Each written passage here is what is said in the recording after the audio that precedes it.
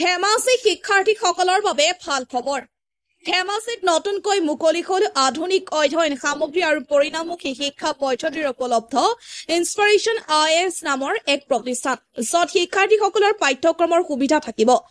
UPSC, APSC, SSC, PGT, TGT আৰু APPSC আদি প্ৰতিযোগিতামূলক পৰীক্ষাত অৱতীৰ্ণ হ'ব পৰাকৈ দক্ষ শিক্ষকৰ দ্বাৰা প্ৰশিক্ষণ।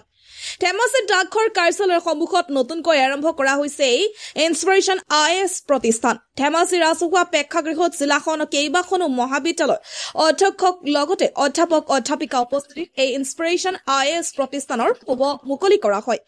এই প্ৰতিষ্ঠানৰ সৈতে স্কলাৰশ্বিপৰ বাবে এটি বাছনি পৰীক্ষা অহা 25 আগষ্টৰ পৰা 30 আগষ্টৰ ভিতৰত অনুষ্ঠিত কৰা হ'ব। উক্ত পৰীক্ষাত যিসকল পৰীক্ষাৰ্থী উত্তীৰ্ণ হ'ব সেই পৰীক্ষাৰ্থীসকলৰ বাবে বিনামূলীয়াকৈ প্ৰশিক্ষণ দিয়া ব্যৱস্থা গ্ৰহণ কৰিব প্ৰতিষ্ঠানে।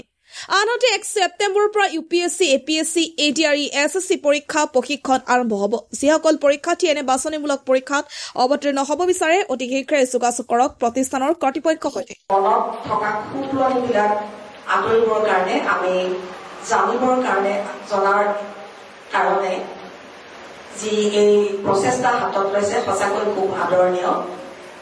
যিসকল উদ্যোক্তাই এই কামটো হাতত লৈছে ধেমাজিৰ কাৰণে চিন্তা কৰি যথেষ্ট আদৰণীয় বিষয়।